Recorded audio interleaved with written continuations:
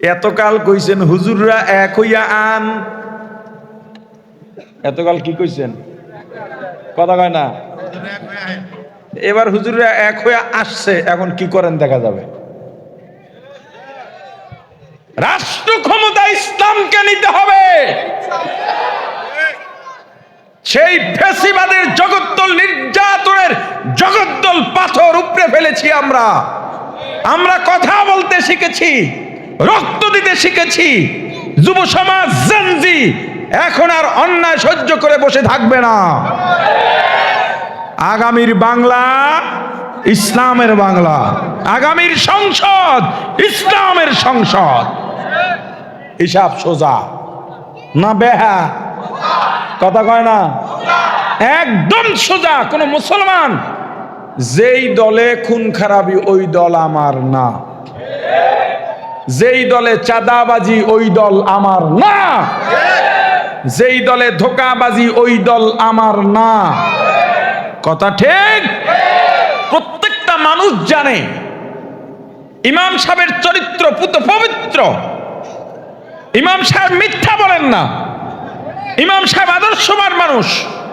ইমাম সাহেব যদি কমিশনার হন, এই ওয়ার্ডের ভেতরে কাজ কতটুকু হবে জানি না, তবে গরিবের কোনো হক ইমাম নষ্ট করবেন না। এটা জানার পরেও ইমামকে সবাই সম্মান করে ঠিক, ভালোবাসে ঠিক, তার পিছনে নামাজ পড়ে ঠিক, কিন্তু কমিশনারে যদি দাঁড়ায়, চেয়ারম্যানিতে দাঁড়ায়, মেম্বারে দাঁড়ায়, কেউ ভোট দেয় না। সবাই জানে উনি ভালো মানুষ, আরে বলে না, সবাই জানে উনি, কিন্তু কি করে না। এই দেশের গণমানুষ ভালো করে জানে ইসলাম যদি বাংলার রাষ্ট্র ক্ষমতায় বসে, এত চাঁদাবাজি হয়, পাথর দিয়া মানুষের সামনে মানুষ মানুষ মেরে ফেলে, স্বামীকে বেঁধে রেখে স্ত্রীকে তার সামনে অসম্মান করে, নির্যাতন করে। ইসলাম যদি রাষ্ট্র ক্ষমতায় বসে, এগুলো কিচ্ছু থাকবে না। জানে, বোঝে, ইসলাম এলে গরিব আর না খেয়ে মরবে না। বিধবা ভাতার একটা টাকা কোন সংসারে ঢুকবে না। বৃদ্ধ ভাতা বৃদ্ধরাই পাবেন, জেলে ভাতা জেলেরাই পাবেন, পঙ্গু ভাতা প্রতিবন্ধী ভাতা প্রতিবন্ধীরাই পাবেন। জানে, বোঝে, তবে ইসলামের পক্ষে ভোট দেয় না। কথা কয় না। কেন দেয় না জানেন? চোর চোট্টারা চিন্তা করে ইসলাম ক্ষমতায় গেলে চুরির সুযোগ যদি বন্ধ হয়ে যায়, ডাকাতির সুযোগ যদি বন্ধ হয়ে যায়, এজন্য সবকিছু জানে, বোঝে।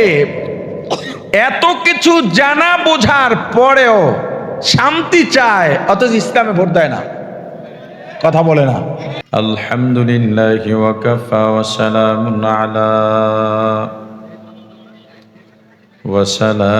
আলা ইবাদিহিল্লাযীনা ইসতাফা। আম্মা বা'দু ফাআউযু বিল্লাহি মিনাশ শাইতানির রাজীম। বিসমিল্লাহির রহমানির রহিম।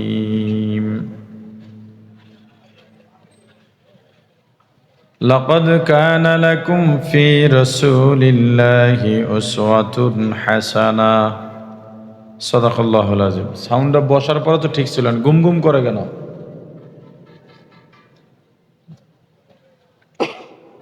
দরুদ শরীফ পড়ি। আল্লাহুম্মা সাল্লি আলা মুহাম্মাদ ওয়া আলা আলি মুহাম্মাদ কামা সাল্লাইতা আলা ইব্রাহিম وعلى آل إبراهيم إنك حميد مجيد। পড়েন সবাই। اللهم بارك على محمد وعلى آل محمد كما باركت على إبراهيم وعلى آل إبراهيم إنك حميد مجيد। يا حي يا قيوم برحمتك استغيث أصلح لي شأني كله ولا تكلني إلى نفسي طرفة عين الحمد لله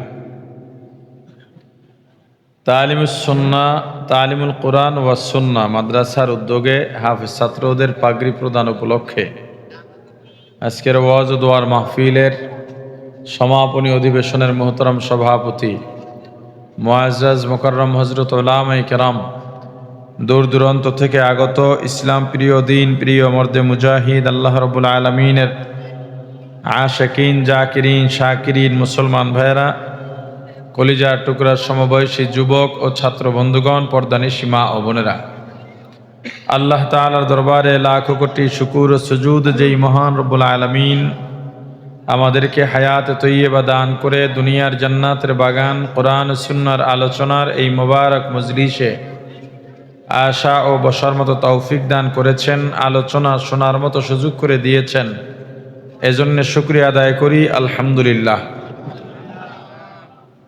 মাইকলা কই তুমি? এই ভিতরের সাউন্ড বাইরের সাউন্ড আলাদা না? বাইরের সাউন্ড কমাও, বাইরের সাউন্ডে। আর আমি এটা কমাইতে বলছি, বাইরেরটা কমাও। বাইরের কোনো শ্রোতার জন্য ডিস্টার্ব না। আমি আস্তে আস্তে মানে মাথা ধরে গেছে তোমার বাইরের সাউন্ডে। যত মাহফিলে যাবা কমিটি যদিও বলে বাইরে সাউন্ড দিতে অল্প দেবা, দরকার হলে আমার নাম বলে বলো যে মেজবা হুজুরে ফতুয়া দিয়ে গেছে।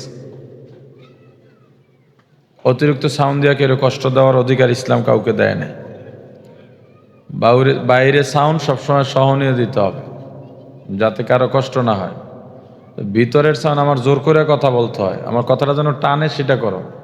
আমি বসার পরপরই মাইকটা ঠিক ছিল, হঠাৎ করে কি করলা বুঝলাম না। অল্প সময় কিছু কথা বলবো, রাত অনেক হয়ে গেছে আর আমি অনেক বড় জার্নি করে আসছি। গতকাল রাতে জার্নি শুরু করছি, এই শেষ হলো। এর মধ্যে খাওয়া দাওয়ার কোনো স্টেশন নাই। যাই হোক, জিয়া ভাই আমার বন্ধু মানুষ, এখানে মাহফিলে নিশ্চয়ই তার পরিচিত কেউ আছে, এই জন্য দাওয়াত দিয়ে দিছে আর কি। আবার পথ আউলেছি, চেনা মানুষ, এত বছর ঢাকা থাকি। মানে রায়েরবাগ বলতে যে এপার বুঝায় এটা জানছি আজকে। রায়েরবাগ তো ওপার, আজীবন জানি। তা আমি হলো কুয়াকাটার থেকে আইসা দোলাইপাড় দিয়া ঢুইকা ওদিক থেকে রায়েরবাগ ঢুকবো ভিতর দিয়ে। দোলাইপাড়ের রাস্তা বন্ধ, তো কোথা দিয়ে ঢোকা যায় দিলাম এখানে ফোন, তাহলে আমরা আবার জুরাইন যাই, ওদিকে তো মিরাজনগর দিয়ে আসা যায়। কথা আসেন, আমাকে যদি তখনও বলে রাস্তার এই সাইডে, তাহলে তো আমি দোলাইপাড় থেকে যাত্রাবাড়ি হয়ে দেখতে সুন্দরভাবে আসতে আর আধা ঘন্টা আসতে পারি। এই মিরাজনগর আসার পর কই যাম, কয় রাস্তার এপারে। কোন এত বড় জার্নির পর মাথা ঠিক থাকে? ঢাকার মাহফিল বাসার পাশে, রাগ হইয়া যে বয়ান না করে যে মামনা তো যাই আবার লই আইবে। একটু দূরে হইতে তৈলি আর বয়ান করলাম, নইলে বয়ান করার জন্য তো জেন খালি লাগে, খোশ মেজাজ লাগে, এটা জোর করে হয় না। যাই হোক, অধিক রাত বয়ান করা ঠিক না, আর আমি তো অধিক রাত করি না। এরপরও আপনারা আছেন, আর এই মাহফিলের সঙ্গে আমার অনেক ইখতিলাফ আছে, একেবারে কম না, অনেক আছে। যেমন এই রোডের মধ্যে মাহফিল দিচ্ছেন, আমি এগুলোর পক্ষে না। এটা মাহফিলের শানও ফুটে ওঠে না। যদিও ঢাকার মাহফিলগুলো মাঠ নাই, এভাবেই হয়, তাতে যত বড় ওয়াইজি আসুক জায়গা তো নাই। তবুও আমার মাদ্রাসার মাহফিল করতাম, হয়তো 2-4 জন থাকতেও পারেন। সকাল 9টা থেকে যে মাহফিল করতাম আপনার ওই যে সন্টাকের ওদিকে আমার মাদ্রাসার মাঠে করতাম। এখন মাঠ নাই, আমি পারি রোডে দিতে, রোডে দিই না, মানুষের কষ্ট হয়। এই যে মাইকের সাউন্ড আসার সময় ওদিকে কেয়ামত হয়ে যাইতেছে বাইরের। আপনারা বলেন তো, যেসব ঘরে মহিলারা বাচ্চাদের ঘুম পাড়াইতে পারে না মাইকের সাউন্ডে, বাচ্চাদের ঘুম পাড়ানো তো একটা যুদ্ধ মায়েদের কাছে, কথা কয় না? ওই মহিলাটাই মাহফিলকে এই মাইকের শব্দে যদি সন্তান না ঘুমায়,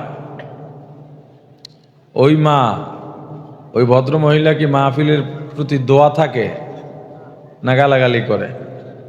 একজন রোগী আছে, বেচারার মাথা ব্যথা, মাইকের আওয়াজে আর তো বিল্ডিং একটার সাথে একটা বাড়ি খায়, মাথা ব্যথা করে, ওই লোকটা কষ্ট পায় না? একজনের জরুরি ফোনে কথা বলা লাগবে, সংবাদ দেওয়া লাগবে, মাইকের সাউন্ডে কোথাও দাঁড়াইতে পারতেছে না, উপায় পায় না পাইয়া ঢুকছে বাথরুমে, হ্যানো শব্দ। তো এই লোক কি মাহফিলের জন্য কি সুনাম গাইব? কথা কয় না।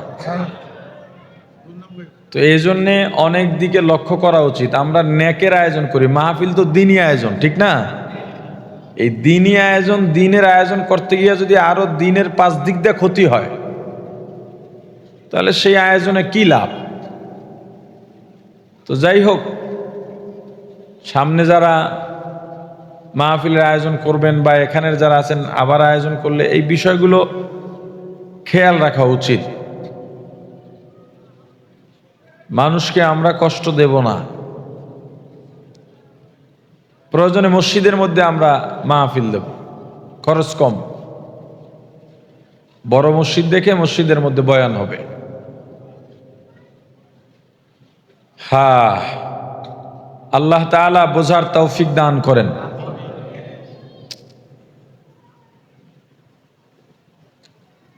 আল্লাহ বলেন রাসূলের আদর্শ শ্রেষ্ঠ। কার আদর্শ শ্রেষ্ঠ?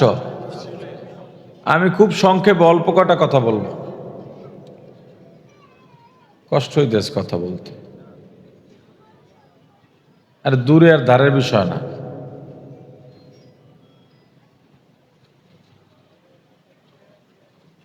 আমরা মুসলমান, কোরআনের উপরে বিশ্বাসের ঘাটতি আছে? আপনারা যদি জবাব সবাই না দেন তাহলে বয়ান আরো সংক্ষেপ হবে। মানে যারা উত্তর দেন নাই তাদের কোরআনের প্রতি বিশ্বাসী ঘাটতি আছে দেখে উত্তর দেন নাই। ব্যাপারটা এরকম মনে হয় না? এই ঠিকটা শিখছেন খালি, এটা সবাই সুন্দর করে কইতে পারে। কোরআনের প্রতি বিশ্বাসে কোনো ঘাটতি আমাদের আছে? আল্লাহর কথার উপরে আমাদের কোনো প্রশ্ন আছে? তাহলে আল্লাহ শ্রেষ্ঠ আদর্শ কার আদর্শের কথা বলেছেন? বলেন সবাই। কোথায় বলেছেন? জোরে বলেন। কেমন কোরআন? লা রাইবা ফি, যেই কোরআনে কি নাই? কোনো ধরনের সন্দেহ নাই, সন্দেহের চিন্তাও করা যাবে না। সেই কোরআনে আল্লাহ বলেছেন, আল্লাহ তো চ্যালেঞ্জই দিয়েছেন, পৃথিবীর সবাই মিলে পারলে কোরআনের ছোট্ট সূরার মতো একটা সূরা বানিয়ে দেখাও। কাফেররা চেষ্টা করলো যে কোরআনের মতো আমরা কোনো আয়াত বানাইতে পারি কিনা। তো কোরআনের আয়াত আল্লাহ যা নাজিল করেছেন তার তো বাস্তবতা আছে, ওরা কি করবে? ওরা কিভাবে মিলাবে? শেষ পর্যন্ত কাফেররা বাধ্য হয়ে স্বীকারোক্তি দিতে বাধ্য হয়েছে, ইন্না আ'তাইনাকাল কাউসার লাইসা হাযা কালামুল বাশার। ইন্না তাইনা যেই সূরা কোরআনের সবচেয়ে ছোট সূরা, এটাও আমরা বানাইতে পারবো না। কসম করে আমরা বললাম, স্বীকার করে নিলাম, এই কোরআন কোনো মানুষের বানানো কিতাব নয়।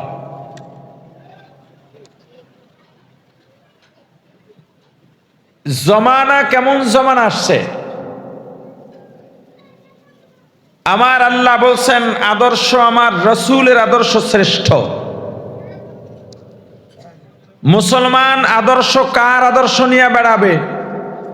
আরে বলে না সবাই, স্লোগান দেবে কোন আদর্শের,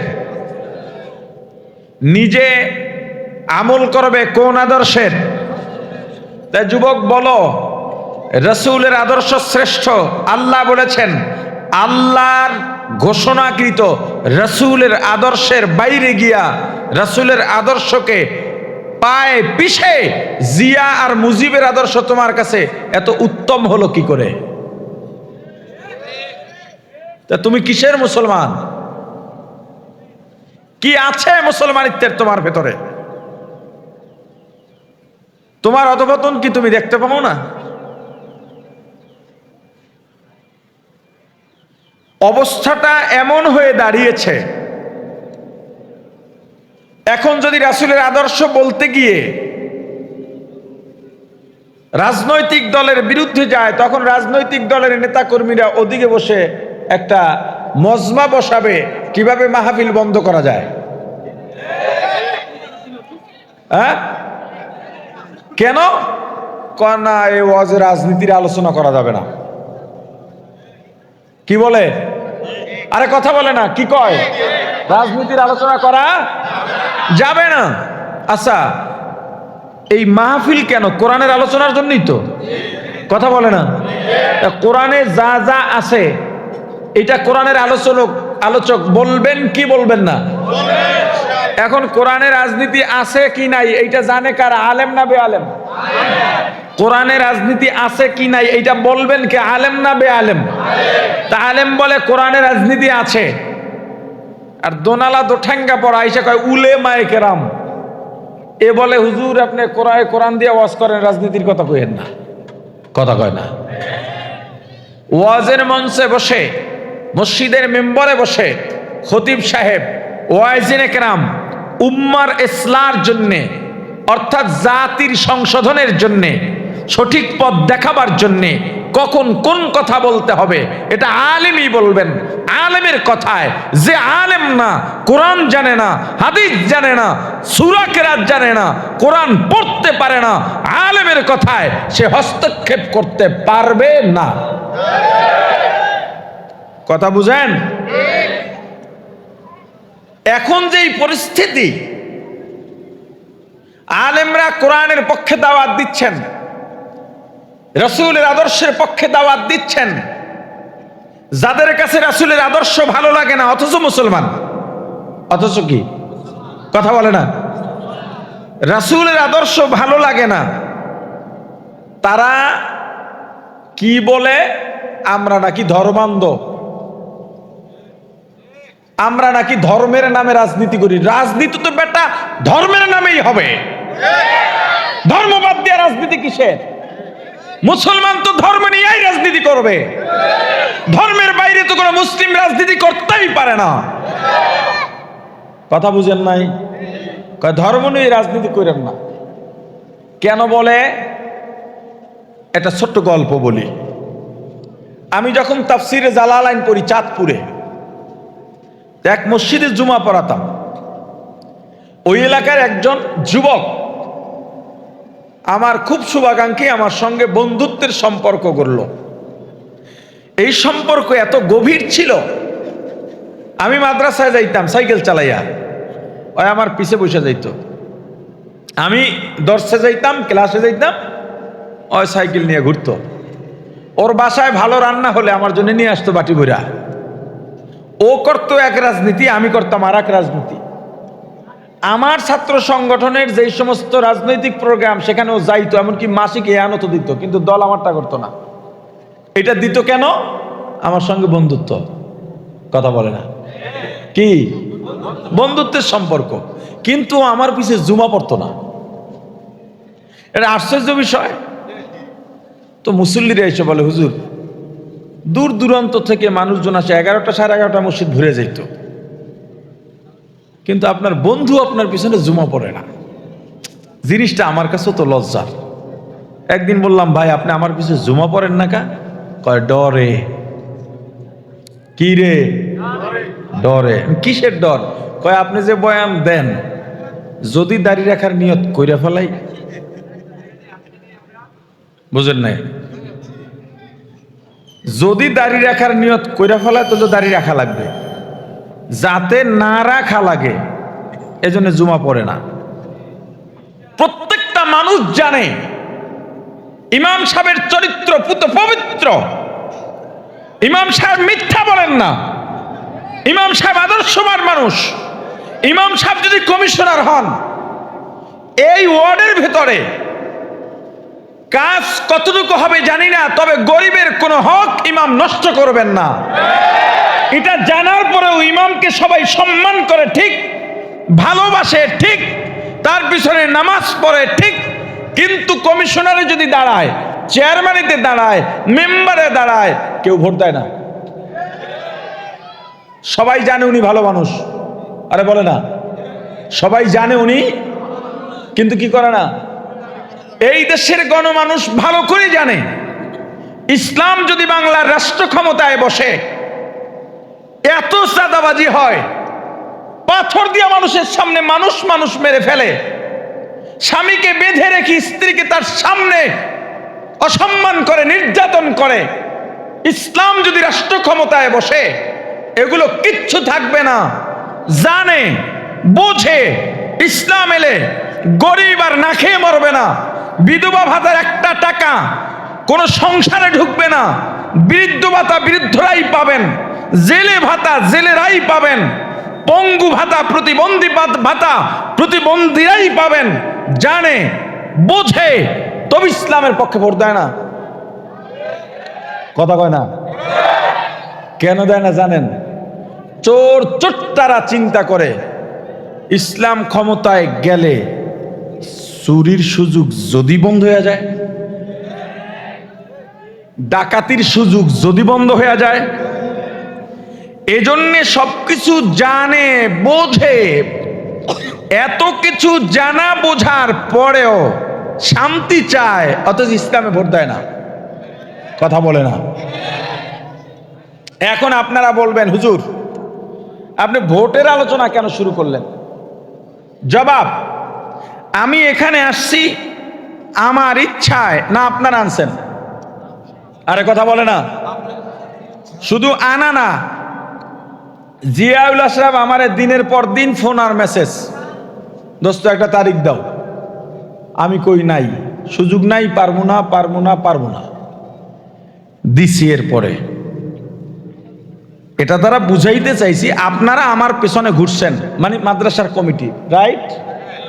আমাকে আনছেন দুইটা দায়িত্ব দিয়া। কয়টা? আপনারাও ময়দানে বসে গেছেন দুইটা দায়িত্ব নিয়া। আমার দুই দায়িত্বের এক দায়িত্ব চিকিৎসক। আমি কি? জোরে বলেন। দুই শিক্ষক। দুই, জোরে বলেন। এই দুইটা পদ দিয়ে আমাকে এখানে বসাইছেন। আপনি রোগী এবং ছাত্র হয়ে বসেছেন। হ্যাঁ, হতে পারেন আপনি আমার থেকে বয়সে, জ্ঞানে, ইলমে, হিলমে, অর্থে, অভিজ্ঞতায়, আমলে, তাকওয়ায়, পরহেজগারিতে, বয়সে, সব দিক থেকে আমার থেকে অনেক সিনিয়র মানুষ, উঁচা মানুষ। কিন্তু এই মুহূর্তে আমি যেহেতু এখানে, আমি আপনার শিক্ষক। আমি যেহেতু এখানে, আমি আপনার চিকিৎসক। তো আমি আপনাকে পথ দেখাবো। আমি আপনাকে শিক্ষক হয়ে বলবো, বাবা এদিকে যেও না, এদিকে যাও। আমি আপনাকে চিকিৎসক হয়ে বলবো, এই ঔষধ খাইও না, এই ঔষধ খাও। কি কথা বুঝেন নাই?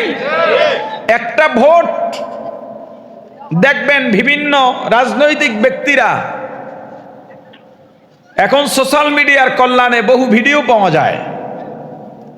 তারা বলেন যে হুজুররা ভোট চায়, ভোট চায় আর জান্নাত বেচে। কোরআনে কোথায় আছে ভোট দিলে জান্নাতে যাবে? কোরআনে কোথাও নাই ভোট দিলে জান্নাতে যাবে।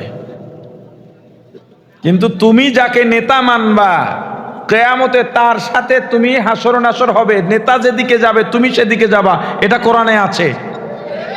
আল্লাহ রাসূল বলেছেন, মান তাশাব্বাহা বিকাউমিন ফাহুয়া মিনহুম। দুনিয়ায় যার সাথে সম্পর্ক রাখবা, কিয়ামতে, আরে কথা বলে না, যার সাথে যার মোহাব্বত, তার সাথে তার কিয়ামত। একটা ভোট একজন মানুষকে জান্নাতেও নিতে পারে, একটা ভোটের কারণে একজন মানুষ জাহান্নামেও যেতে পারে। কিয়ামতের ময়দানে আপনি দেখবেন বিশাল হাজি সাহেব, হাজি অমুক, নামের শুরুতে আল হাজ না লেখলে শুদ্ধ হয় না। 10 টাকা দান করে কা হুজুর আমি এটা দান করেছি, লেখেন আল হাজ অমুক। আছে না নাই? কিয়ামতের ময়দানে আল্লাহ হাজি সাহেবকে ডাক দিবেন, রায়ের বাগের হাজি এদিকে আয়। ফুরফুরা মেজাজে যাবে, কারণ ইবাদতের কোনো শেষ নাই। বলবে জাহান্নামে যাও। আল্লাহ জাহান্নামে যাবো অপরাধ? চাউল চুরি করে দেখছো পাহাড় বানাইছো, ডাল চুরি করে পাহাড় বানাইছো, চাঁদাবাজি করছো, খুন করছো, গুম করছো, মানুষের হক নষ্ট করছো, সরকারি জায়গা, দোকানের সামনের ফুটপাত গরিব মানুষকে দখল দিয়া প্রতি মাসে 3000 টাকা ভাড়া খাইছো।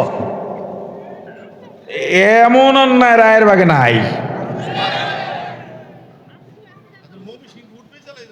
এখন হাজি সাহেব কইবে আল্লাহ তাহাজ্জুদ বাদ দি নাই, ইশরাক আওয়াবিন বাদ দি নাই, শাস্ত্রের নামাজও পড়ছি, জিকির আজকার করছি, দরুদ পড়ছি, ইস্তেগফার পড়ছি, আসরের ফরজের আগের 4 রাকাত সুন্নাতে জায়েদাও কাজা করি নাই, রমজানে ইতিকাফ করছি, হারামাইন শরীফ আইনে, দান সদকার কোনো শেষ নাই।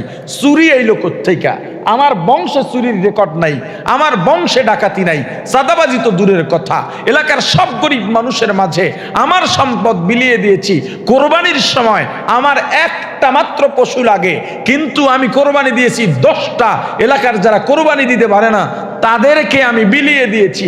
আমি চুরি করলাম কোথায়? ডাকাতি করলাম কোথায়? আল্লাহ বলবেন লেকচার বন্ধ করো, আগে বলো ভোট দিছিলা কাকে? বুঝেন কি বুঝেন? ভোট তো দিছি হাজি অমুক রে। কয় তোমার ভোট পাইয়া নির্বাচিত হইছে, তুমি ভোট না দিলে নির্বাচিত হইতে পারতো? তোমার ভোট পাইয়া তুমি চুরি করো নাই, তোমার সমর্থনে ওই হাজি চুরি করছে, ওই হাজি ডাকাতি করছে, চাঁদাবাজি করছে, তার ভাগ তোমার আমল নামায়। একটা ভোট দেওয়ার কারণে কি হয়? আপনি ভোট দিয়া চান্দার ভাগ পাইলেন না, কিন্তু চান্দার ভাগে জাহান্নামে যাওয়া লাগবে। চুরির ভাগ পাইলেন না, কিন্তু ভাগ নিয়ে জাহান্নামে যাওয়া লাগবে। আরে কথা বলে না? আবার একটা ভোট দিয়া জান্নাতেও যাইতে পারেন। পয়গম্বর ইব্রাহিম নমরুদের আগুনের মধ্যে পড়েছে, পড়েছে না ফালাইছে? ফালাইছে। ফালাবার পরে ব্যাং আইসা প্রসাব করে দিছে। শুনছেন এই ঘটনা? ব্যাং প্রসাব করার পর নমরুদ হাসতেছে, তিরস্কার, তাচ্ছিল্য। এ ব্যাং, তোর প্রসাব আর কটুক, তুই আগুনের পাওয়ার জানাস? 2-3 মাইল উপর থেকে পাখি উড়ে গেলে পাখা পুরা মইরা যায়। পাখি। ব্যাং বলে আমি জানি আমার প্রসাবে আগুন নেভে না, আমি এটা ভালো করে জানি, কিন্তু আল্লাহ দেখুক আমি কার পক্ষে আছি। হুজুর ইমাম সাহেবকে ভোট দিলে তো পাস করবে না, পাস না করলে তোর কি? তুমি মুসলমান, তোমার দায়িত্ব ইসলামের পক্ষে রায় দেওয়া। ইসলামের পক্ষে থাকলে কোনো ঠগ নাই। ইসলামের পক্ষে থেকে জেলে গেলেও লাভ, ইসলামের পক্ষে থেকে মার খাইলেও লাভ, রিমান্ডে গেলেও লাভ, গুলি খাইলেও লাভ, পানিতে চুবাইয়া মারলেও লাভ, আগুনে পোড়াইয়া মরলেও লাভ, না খাইয়া থাকলেও লাভ, নেতা হইলেও লাভ, কর্মী হইলেও লাভ, বাঁচলেও লাভ, মরলেও লাভ। ইসলামে থাকলেই লাভ। জিত আর জিত, কোনো ঠগ ইসলামে নাই। কিয়ামতের ময়দানে তোমার নেতার পিছে তুমি যাইবা। তোমার নেতা যে কেমন তা তো তুমি জানো। কথা কয় না? না আপনারা জানেন আপনার নেতা কেমন? জানেন? চান্দা উঠাইয়া তো আপনিই পাঠান, নেতারে চান্দা উঠাইয়া তো আপনিই পাঠান। আপনি জানেন না আপনার নেতা কেমন? তা আপনার নেতা কয় নাম্বার জান্নাতে যাইবে না জাহান্নামে যাইবে সেটাও আপনি ভালো করে জানেন। অতএব বুঝ জ্বালান কোন নেতার পিছে ঘোরেন। এ যুবক, আর কবে তোমার শিক্ষা হবে? দেখো নাই যারা 17 বছর নেতার পা চেটেছে, চান্দাবাজি করেছে, কত মানুষের সঙ্গে বেয়াদবি করেছে, মুরব্বীদের সঙ্গে বেয়াদবি করেছে। 5 তারিখের পর দেশের বাইরে গিয়া এয়ার কন্ডিশনে পায়ের উপরে পা ফেলাইয়া আরামে বাংলাদেশের খবর দেখে টিভিতে। আর যেই নেতার জন্য তোমার জীবনটা শেষ করলা, তোমার তো পাসপোর্টই নাই যে নেতার সঙ্গে যাইবা। নেতা কেমনে কেমনে দেশের থেকে বের হইয়া গেল, তুমি খবরও পাইলা না। তোমার নেতা বিদেশে আরামে ঘুমায়, আর তুমি দেশে একবার জেলে যাও, 2 বার রিমান্ড হয়, আর বাকি সময় পালাইয়া বেড়াও। এদিকে তোমার বিবি বাচ্চারা রাস্তায় রাস্তায় অসহায়ের মতো ঘোরে। আর কবে শিক্ষা পাইবা? এখন ইসলামের কথা বললে এমন ভাবে বাধা হইয়া তুমি দাঁড়াও। আমার কাছে মনে হয় এখন যদি রাসূল থাকতেন, তোমরা রাসূলের বিরুদ্ধে দাঁড়ায় যাইতা। যেহেতু রাসূলের আদর্শ তুমি মানো না, তুমি মুসলমান। এতকাল কইছেন হুজুররা এক হইয়া আন, এতকাল কি কইছেন? কথা কয় না। এবার হুজুররা এক হয়ে আসছে, এখন কি করেন দেখা যাবে। রাষ্ট্র ক্ষমতা ইসলামকে নিতে হবে। সেই ফ্যাসিবাদের জগদ্দল, নির্যাতনের জগদ্দল পাথর উপড়ে ফেলেছি আমরা। আমরা কথা বলতে শিখেছি, রক্ত দিতে শিখেছি। যুব সমাজ জেনজি এখন আর অন্যায় সহ্য করে বসে থাকবে না। আগামীর বাংলা ইসলামের বাংলা, আগামীর সংসদ ইসলামের সংসদ। হিসাব সোজা না বেহা? কথা কয় না, একদম সোজা। কোন মুসলমান যেই দলে খুন খারাপি ওই দল আমার না, যেই দলে চাঁদাবাজি ওই দল আমার না, যেই দলে ধোঁকাবাজি ওই দল আমার না। কথা ঠিক?